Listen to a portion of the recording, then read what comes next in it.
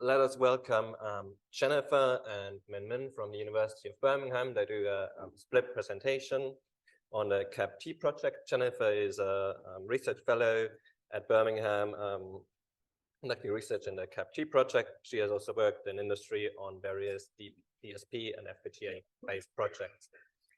Later, Min will take over the presentation. Min is a postdoc who is currently engaged in the CAP-T project. Stage is yours. Thank you. So I'm going to be talking about a project that I've been working on recently with Hewlett-Packard down in Bristol. And they were particularly interested in the Cherry RISC-V processor and the Zephyr operating system. So essentially, I've been porting the Zephyr operating system onto the Cherry architecture.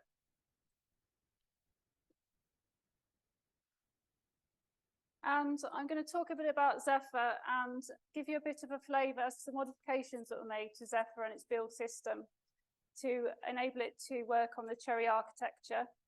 I'll briefly talk about some of the known Zephyr CVE test cases that we tested against, and then my colleague Min will give a live demonstration on Cherry Zephyr on the Flute processor on one of our FPGA development boards using a buffer overflow scenario. So for those who are not familiar with the Zephyr operating system, it's an open source operating system and is a small footprint designed specifically for embedded devices. It's highly configurable, and when you build it for a particular application, it will only pull in those parts of the operating system that it actually needs to support that application. It also supports a number of different architectures and boards and does have some memory protection, but it's very small and it's not universal across all these different architectures. One of the downsides of Zephyr, as with many other software systems, is that it has a large amount of C code base and architecture-specific assembly, leading to these types of memory safety issues that we all know about. And there has been a number of memory safety vulnerabilities that have been identified in the Zephyr operating system in the past. So these kind of things make Zephyr an ideal candidate to port across into the Cherry architecture. So there's three main areas of modifications to the Zephyr build system. The first one is to provide toolchain support for the LLVM Cherry compiler. The second one is to do specific code modifications to the actual Zephyr operating system itself. And then the third one is to add board support to both the Cherry RISC-V 64-bit and the Flute FPGA-based RISC-V processors. So the first modification was to provide support for the LLVM Cherry compiler. And the LLVM Cherry toolchain can be installed using the Cherry SDK. And along with that, you also get the QEMU Cherry RISC-V processor. But this needs to be integrated automatically into the Zephyr build. And the easiest way to build Zephyr is using this west command. And when we use this west command, you specify an application that you want to run on top of Zephyr and also your target hardware. So in this example, we're running the Hello World application on the QEMU RISC-V 64.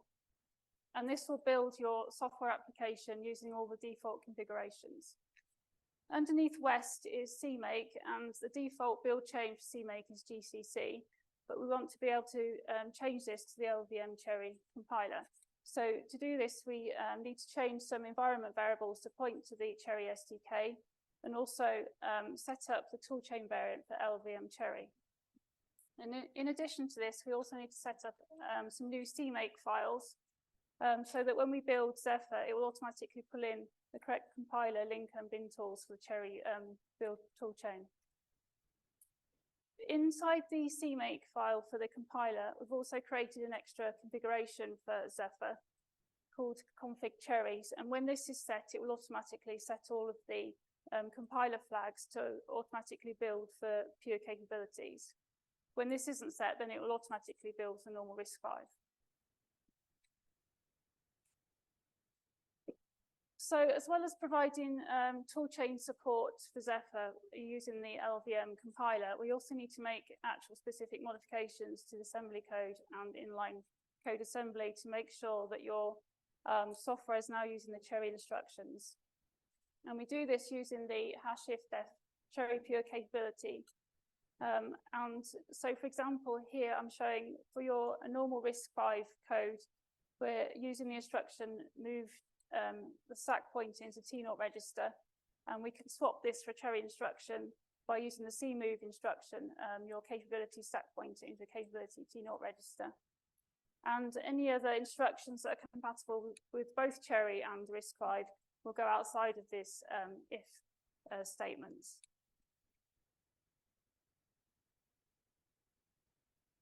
So as well as just swapping instructions from RISC-V to Cherry, you also need to do other slightly more complicated things as well, such as add in alternative macros and alternative defines. So for example, if you're setting specific registers here, so you've got T0, then you need to swap those with the capability registers CT0.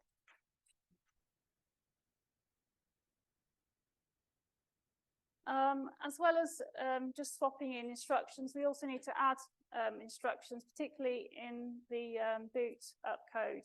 So we need to be able to boot our RISC-V machine now into actual capability machine. And this involves switching modes and setting up specific capability requirements, such as the global pointer table, any other global capabilities. We also need to bound the program counter to your program code. And at the end of your boot code, we also need to zero out the default data capability so that nothing else can get access to the whole of your memory space. As well as making modifications to the actual assembly code, there's also modifications that need to be made to the C code itself, particularly in relation to structures and alignment. So in the structures for the Zephyr operating system, they tend to use unsigned longs to represent registers and other pointers. But in a capability mode, we need to change these types to integer pointer types so that the compiler tools know that these need to be twice the length.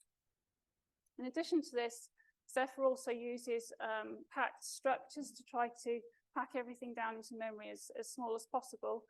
But in your capability architecture, you need to make sure that all your capabilities are aligned to 16 bytes for 64-bit architecture. And the same applies to your section alignments in your linker scripts. So if you've got capabilities that are within those particular sections, and they also need to be aligned to 16 bytes as well.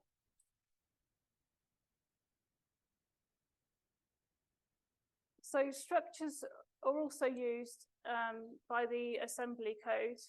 These are accessed using fixed offsets in the Zephyr system. And one of the things that the Zephyr build system does, it has this offset code shown there on the left, and it automatically generates a header file with all your fixed offsets in that's used by your assembly code. And for a pure capability architecture, we need to change this offset code. So for example here, if you're using the MEPC register as one of your structure offsets, then you need to swap this for the MEPCC capability register, and this will affect all of your fixed offsets that the assembly code now uses.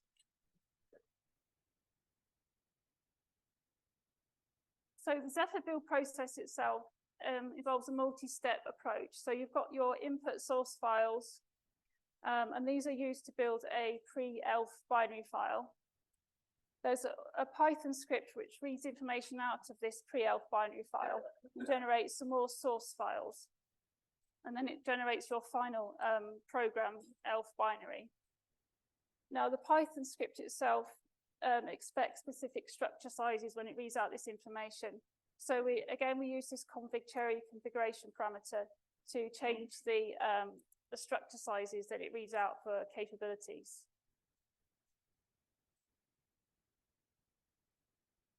One of the things that the Python script does is that it reads information out of the pre-ELF and generates an interrupt table. So it reads out interrupt function pointers, and these create fixed addresses, and you can't have fixed addresses in the capability architecture.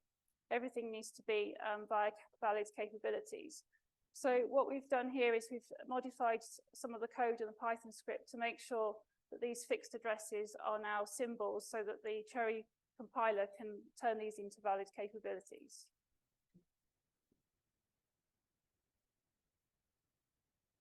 And there's a similar scenario with the device tree mapping. So for each of the software device drivers, they use a base address, which is a fixed base address, to set up their memory mapping. And so we also need to change these into valid capabilities as well.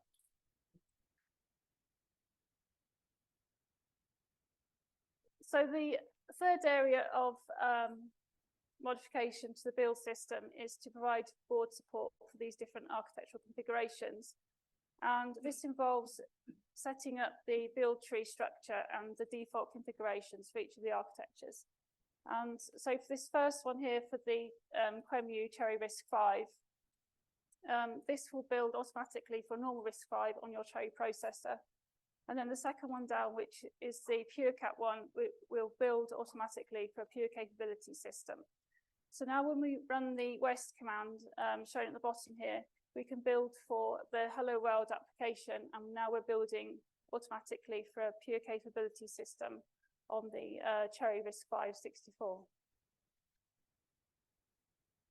So this is the output of the Hello World running on the Zephyr operating system in pure capability mode. And this is running on the QEMU. So we tested Cherry Zephyr against a number of known vulnerabilities in Zephyr. And these are in the Bluetooth and the IEEE 802.15.4 wireless software stacks.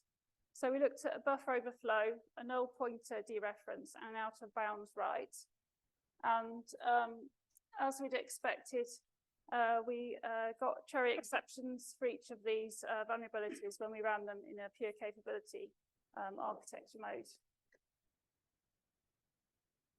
So I'm just going to talk a bit about the buffer overflow demo, and then I'll pass you over to my colleague, Min Min, who will go through the demo. So we've got a buffer overflow, which is running in an application on top of the Zephyr operating system. We've got an input string called print string, which is being copied into a buffer without any string length checks. So we've got three scenarios.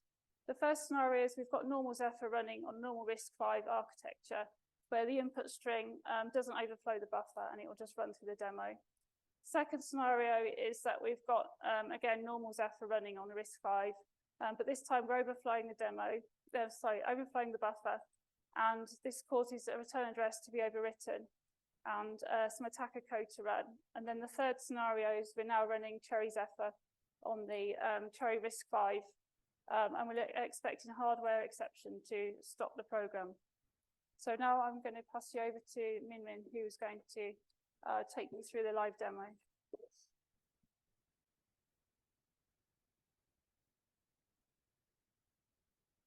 Okay, so right now at my hand, there is a piece of FPGA board. So currently, Blue Spec Flip Core is running, which has been extended to support the Cherry characteristics.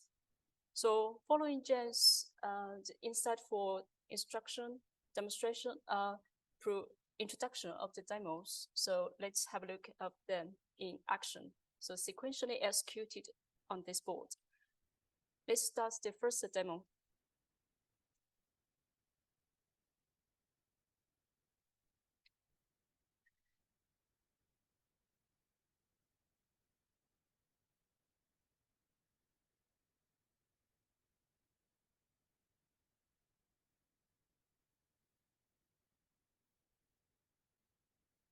So the first demo showcases that the normal Zephyr operating system with no buffer overflow, we can see that the string is seamlessly transferred into the buffer.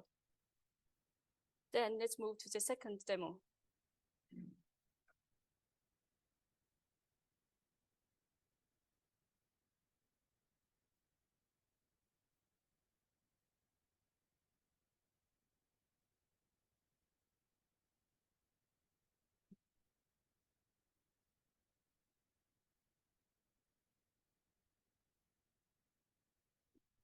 So in the second demo is the normal Zephyr operating system with the overflow. We can see that the return address of the function string copy is redirected to an attack code with message showing you have been hacked.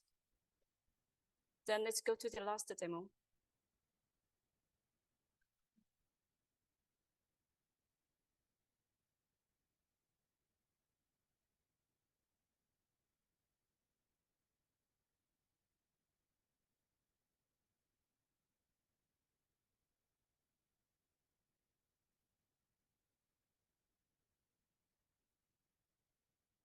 So in the last demo is the Cherry enhanced Zephyr operates under Cherry RISC-V. So in the face of the overflow, we can see that it promptly triggers a hardware exception and halts the program and prevents the further exploitation of the overflow. So with this, we end our lab demonstration. Thank you for your attention, and we're both happy to take any questions. Thank you.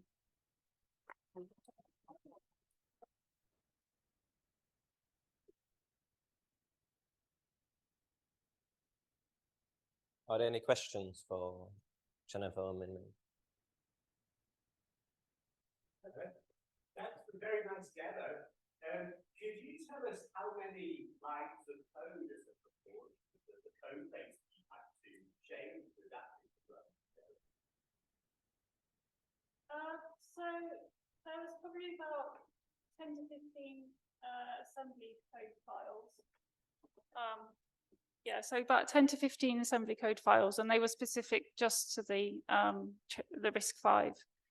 Obviously, if you started modifying other architectures, there'll be a lot more. And in terms of the C code, that's probably about similar, I'd say, modifying that. But then you've got all the build system around that as well that you need to modify as well.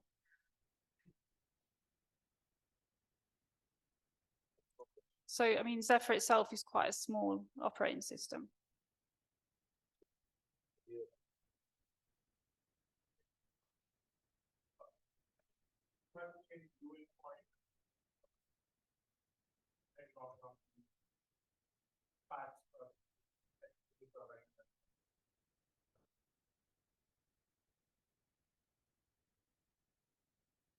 No, because so does the compiler take care of converting things to was it unsigned long? So so the way the code is written, it specifies the type in the example I had up there. For the register was an unsigned long, so that was 64 bits. So it assumes that that would be 64 bits. So you need to be able to change that to twice that length if you're representing a capability.